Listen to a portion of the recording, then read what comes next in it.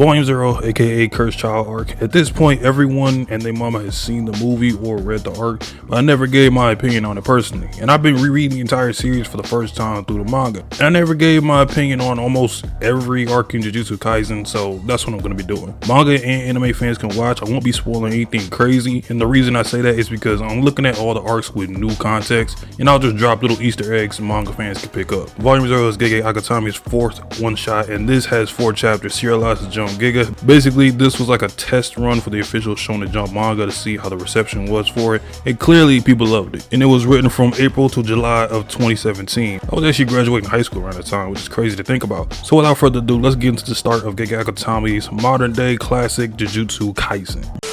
Yuta, Akotsu, and Rika. For the 4 chapters that consists of about 95% of Yuta's story, I think the manga did a good job fleshing it out, and the movie was phenomenal, from the OST choices to the changing of color and lighting to magnify the drama in certain scenes. The overall production of this was amazing. Yuta's character arc, if I'm keeping it a buck, is good, but not great in my opinion. You don't get a lot of love stories, especially for the main character in a battle shonen, and love is the primary theme for his entire character. Closest thing is my guy Yusuke Urameshi with Keiko. But Yuta and Rika's young love for one another turning into a curse for Yuta is some cool and innovating writing. And my favorite part is that her final words actually played a role in the curse. In Jujutsu Kaisen, your final words at death can actually affect someone, which is such a simple concept in fictional stories that are used for mostly emotional moments. But now in JJK, they can be used to impact other characters or other story elements. I know it's supposed to be short, but I kind of wish we got more of Rika harming other people without Yuta's consent and her response of protecting him. Like when she mauled his bullies for picking on him and she just destroyed him in the closet locker. As a tandem though, they are great. A passive boy with incredible potential, with an aggressive curse that protects him anytime he gets in danger. Now the introduction between Maki, Panda, and Inumaki was really good in Volume 0, and the scene of Yuta stepping into the room to meet them for the first time and they felt his curse energy is such an epic scene. And the edits people create with those are fire. But we know about our girl Maki. We learned about her being in the Zenin clan, her wanting to prove them wrong, using her own strength via her heavenly restriction. Her dynamic with Yuta is just endearing. Yuta looks up to Maki because she has so much confidence, while in the beginning, Yuta is kind of the shy boy who underestimates himself sometimes, and Maki helped Yuta work on his physical fighting ability and being able to wield a katana. She does the same thing for Megumi in the first official arc of Jujutsu Kaisen, which is a cool way to tie those 2 characters together, and you can kind of see the leadership building within Maki. And JJK doesn't have much romance to begin with, but a lot of people ship these 2 together, and some people think Maki loves Yuta legitimately. Shit, if it did happen, I'll be for it. If it doesn't, it's not that much of a big deal. Panda doesn't show much except for his personality, which Panda is really just funny. He's good comedy relief all throughout this manga and the movie, especially when he asks Yuta what his type is. He is for sure and without a doubt the mascot of this entire series.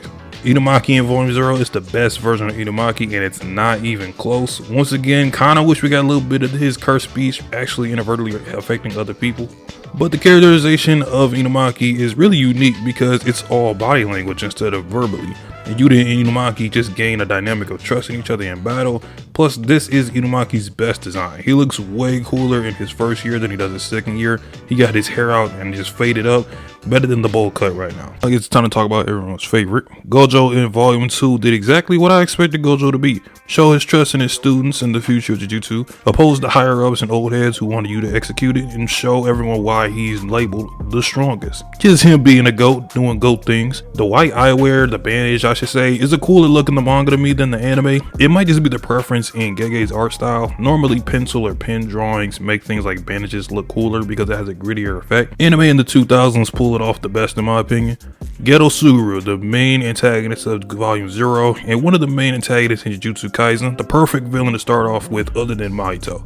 His hatred towards non-sorcerers is displayed really well, and I like it's clearly hinted that there's a deeper reason why he feels this way in general. And through his relationship with Gojo, he wasn't always this way. Geto's charisma is all throughout Volume 0. He has a very preachy yet extremely laid-back personality. My favorite scene with Geto, excluding the fight obviously, is when he's with his secretary, who's bad as fuck by the way, and this donator comes in demanding Geto to exercise these curses, but once he stopped donating in like 6 months, Geto just calls him a monkey and says you monkeys all play a role, whether a money collecting monkey or a curse collecting monkey.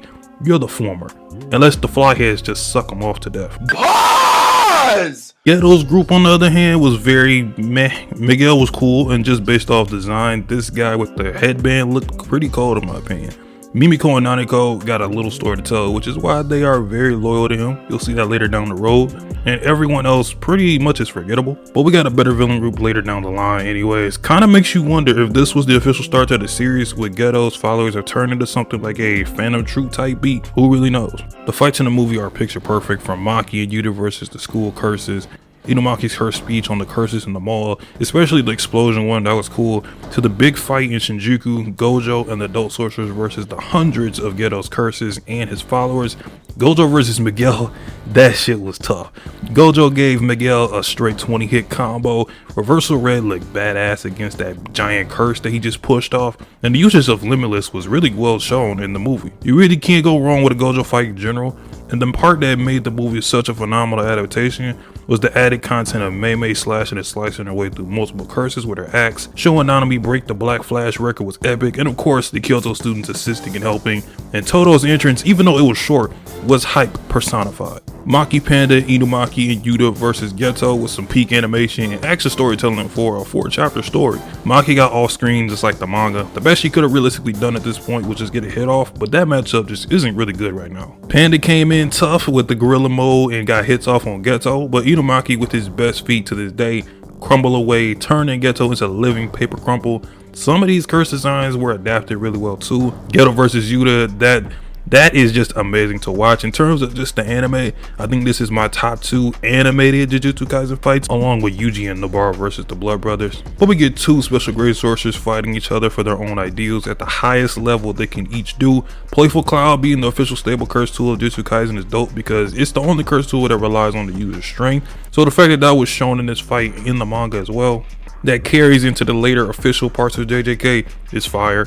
Looks cool overall, and the maximum Uzumaki versus Pure Love Rika Yuta Curse Energy Blast was destructive as hell, and the OST playing made it also kind of beautiful at the same time. Also, I wonder how much it'd be costing to fix all this damage. Like, bro, look at all that. Yuta being the technical cousin to Gojo was a pretty cool cherry on top in the manga and in the anime. And as for what Gojo said to Geto as Geto was getting ready to die, I guess we'll never know.